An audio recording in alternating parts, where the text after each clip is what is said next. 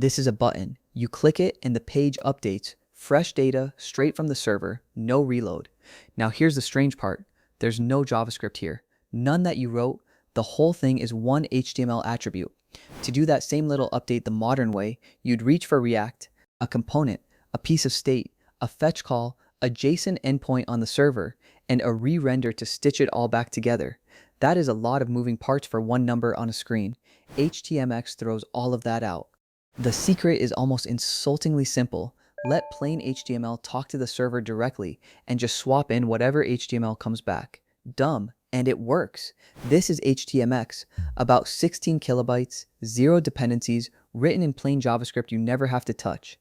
Made by Carson Gross, a computer science professor in Montana, not a trillion-dollar framework team. Here's the entire idea. You add hxget to an element, click it, and HTMX fires an HTTP request for you. The server sends back a chunk of HTML.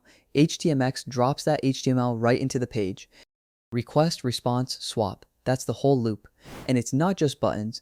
In HTMX, any element can make a request, a div, a table row, an input that searches as you type, and the thing that triggers it doesn't have to be a click. It can be any event at all. It speaks the full web too. Get, post, put, delete, every HTTP verb, not just the two that HTML forms gave you, and you choose exactly which part of the page gets replaced. Any element, any event, any verb, any target. Now about that size, HTMX is around 16 kilobytes. React plus React DOM, just the core, before your app even starts, is roughly 45. And a real single-page app ships hundreds of kilobytes of JavaScript before it shows you a thing. And this is no toy. One real company, Contexty, rewrote their React app in HTMX. 67% less code. Their JavaScript dependencies dropped from 255 down to 9, and build times fell by nearly 90%. So it's no surprise HTMX blew up, 48,000 stars on GitHub, the #1 rising star in front end, and in the big developer surveys, one of the single most admired tools in the entire industry. Let's slow down and actually read one. HXPost says where to send the request. HXTarget says which element on the page should change. And HXSwap says how. Replace the insides, the whole element, or just append to it. 3 attributes.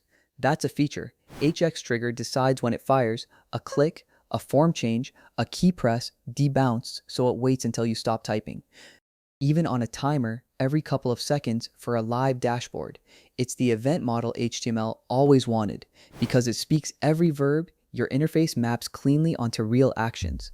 A delete button sends an actual HTTP delete.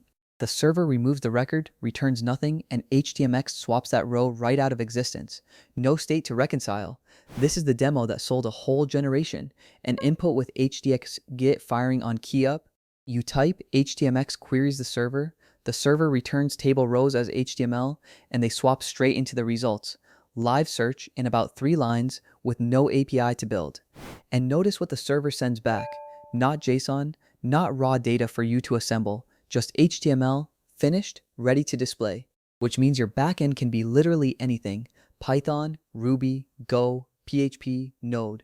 If it can return HTML, it speaks HTMX.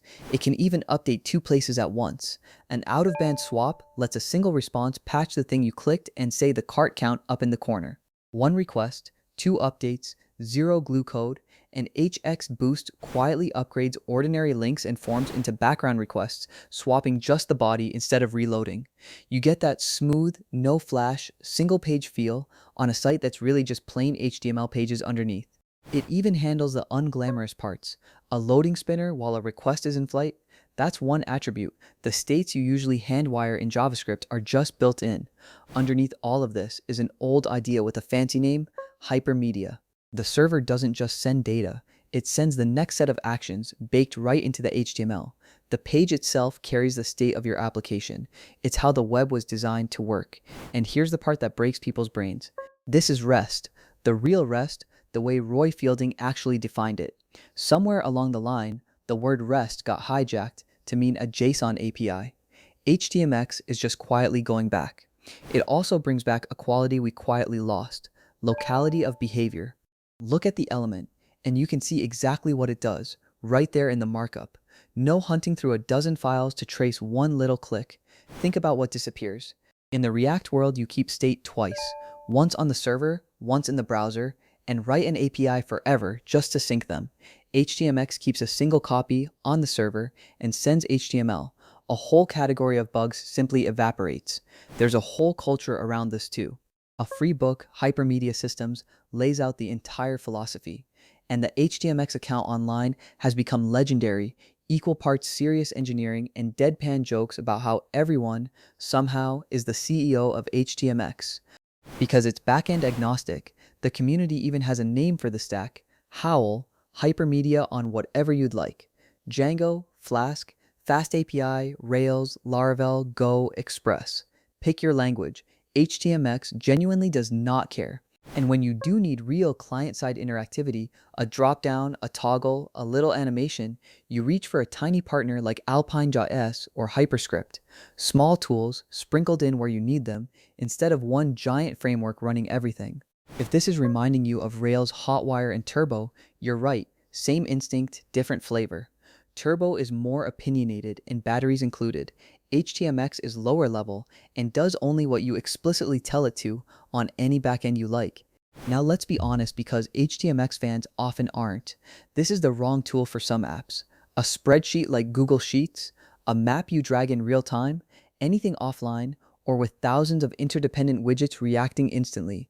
That is React's home turf, and it isn't close. So no, this isn't React's funeral. If you're building a deeply interactive client application, reach for React. That's exactly what it's brilliant at. HTMX is for the other 90% of the web: forms, dashboards, content, CRUD. The boring stuff that's secretly most of everything. The team now calls the 2.x line feature complete, and HTMX4 is already in beta, folding in DOM, morphing, and streaming responses. But the pitch hasn't changed since day one: do more by writing far less. So is dumb HTML really replacing complex React apps? For a huge slice of the web, yes, and developers sound genuinely relieved. The radical idea HTMX is quietly selling is just this: maybe the website was the framework all along. So, to recap, HTMX is about 16 kilobytes that let HTML talk to the server. It swaps in HTML instead of juggling JSON. It revives real hypermedia and real REST. And for most apps, it deletes a staggering amount of complexity. That's HTMX. If this made the modern web feel a little less insane, you'll probably like the rest of the channel. I'm Cloud Codes. I'll see you in the next one.